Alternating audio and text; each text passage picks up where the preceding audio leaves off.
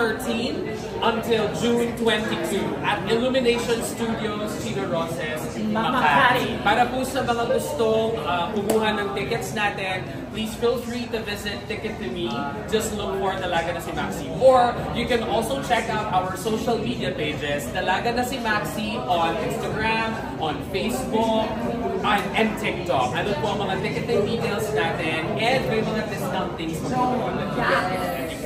Siguro for the record na lang po, can you please introduce yourselves and your character na lang? Start po tayo sa character. Hello, my name is Zimbadi, and I am playing as Katana G. Hello everyone, my name is Gabriel Villaruel, but also known as Indigo Labesia in drag, and I'm playing Lily Lorena. Hello everyone, hindi po ako si Rene Requestas. I am Jem Manikat. Ang role ko po dito ay si Mama Tars. Ako po ang drag mother ni Maxio at ng buong Corazon, House of Corazon. Ako naman po si Gerard Christopher, gaganap bilang Retzel sa dulang ito. Hi, I'm Winter Shiza Nicole, at gaganap naman po ako sa katauhan ni na ako si... Merry Grace dahil pagbuot. My name is Curzon Pilipinas. Yung character ko dito, yung first character ko, yung magpapahirap sa buhay ni Maxi, which is, sino ko ulit? Elsa Baluta. Si Elsa Baluta. Tapos yung medyo, basta, Abangan na lang. abangan nyo na lang si Clang Clang, ang babaeng baliw. Hello po, Mrs. Tan po. Hindi ganyan yung character ko. Ay, di ba? Hello, Mrs. Tan po. Sa mga hindi po nakakakilala sa akin, nasa magandang landas po yung buhay niyo. Tama po yan. Pero sa mga nakakilala po, maraming salamat. Ang gaganap ang role ay Rainbow Bride at saka Chris Kelly. Kamusta po yung feeling to be part of this beautiful musical, especially na ilalabas siya sa Pride? Kamusta kayo? Ako, gusto ko sabihin na there has been fight for queer representation in media. I think that is good if we continue to rally that queer representation. But also this time, we want ano bang gusto sabihin ng mga queer people? Sana this time, hindi lang sila represent, nakikita, but bagpo sila ay pinakikinggan at naiintindihan din. So itong Dalaga na si Max gives a new spotlight to new stories ng mga queer and trans people dito sa Pilipinas. And we hope to shed a light and hope kahit pa alam niyo naman 2025 opened drastically for the LGBT community, not only in the Philippines but also all over the globe. So we hope that this musical gives light and hope sa mga pinagdaanan ngayon ng mga LGBT. At gusto ko lang din sabihin na maraming salamat sa J-Plus at saka sa Peta Plus sa pagkakast ng real drag artists. In a drag musical show. Because they are letting us tell our story. And sobrang laking bagay po nun sa akin. I think for all of us po, lalo na ang mga naabutan, no, the original film, 2005 version of Pagdadalaga ni Maximo Oliveros, it really is such an honor to be part of the continuation of the story of such an icon in the gay community and the LGBTQIA+ community, especially dito sa Pilipinas. Lahat po kami ay bahagi ng kwentong yon. At sana po kapag kayo'y nanood na, maramdaman nyo rin na kayo din ay bahagi ng kwentong yon. Dahil kwento po natin yun dito sa Pilipinas na, of course, in relation at paramount po doon ay ang plight ng LGBTQIA+ community, lalo na po ng ating trans community. Kaya sana po ay makasupport na. Nag-enjoy po ba kayo lahat kanina? Yes! Kasi pa lang po yun ang mahabang performance na gagawin namin from June 13 to 22. So, kung kanina nag-enjoy kayo, and we will make sure na sa main show namin, iiyak at tatawa kayo lahat.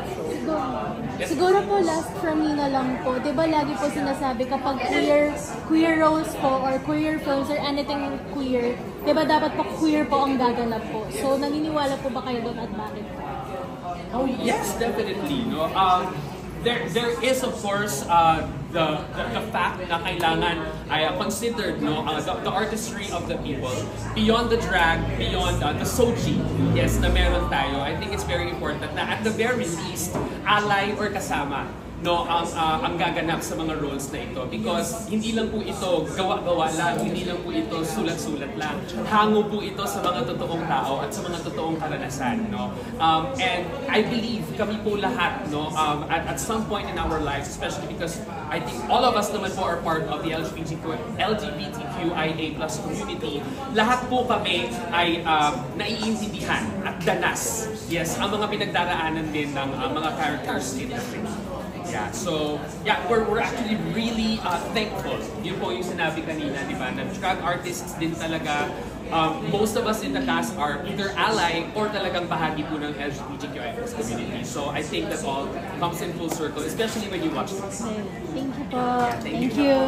Meron pa po. Samahan nyo kaming tumawa, umiyak, makikindak, makikanta, makisayaw, ganyan. Kasi ang dalaga na si Maxi O, a story of love, family, and friendship. Kaya naman very timely ngayong mga panahon ngayon. So, I hope maglaan kayo ng time para naman, alam niyo, yung supportahan ang musical extravaganza na ito. I think this is the first time na maghahali yung stage at saka acting tapos drag, no?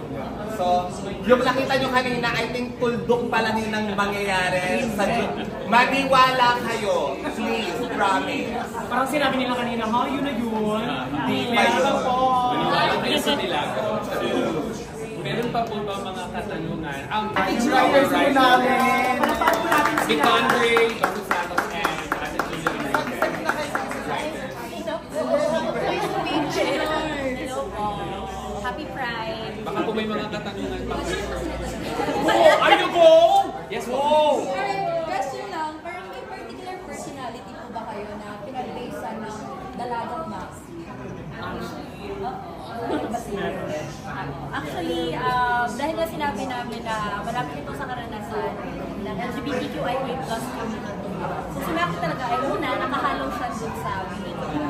Pangalawa, dahil kami ibang ganda ng komunidad. Si Maxi ay ang aming kaibigan, chosen family, at maging ang mga cis ay nakakasama namin sa also,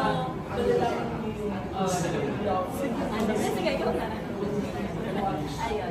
Si Maxi ay kabataan na lumaki o nag-grow nung panahon ng birthday.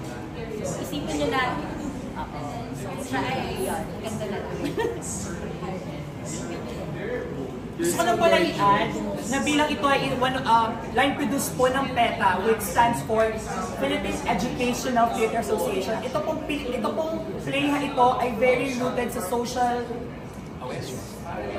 environment na meron tayo sa Pilipinas. Hindi lang siya basta drag show na papalakpak kayo.